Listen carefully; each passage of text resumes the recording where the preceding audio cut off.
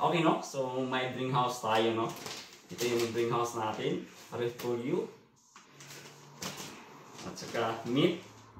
At saka ito yung burritos, guys, no? Ito yung mga pagkain ng mga Canadian.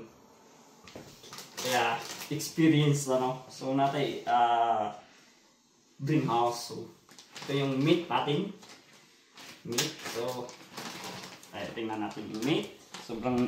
Sobrang sarap niyan, guys. So, una, ayan, sobrang sarap niyan, guys, meat. Tapos, ito yung, hindi pala to repolyo, ano to? Yan, lettuce. So, una natin, ito yung burritos, no? So, first time ko to ma-experience na kumakain ng burritos at saka meron nito. Okay, so lagyan natin. So, kamayin na natin. Tapos, kamayin natin. Yan. So, ganyan lang. Ganyan. Tapos, ito naman. Lagyan natin. Lagyan natin ng meat. Masarap to, guys. Tapos na to. Masarap to. Ano mo. Ila. Yung. Tapos, ganyan.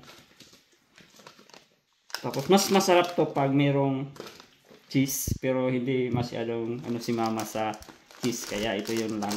Meat at saka ano. Tapos, ganyan lang. Tapos ito, tingnan natin, tikman natin.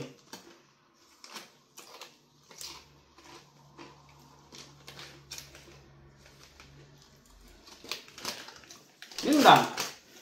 Iyo.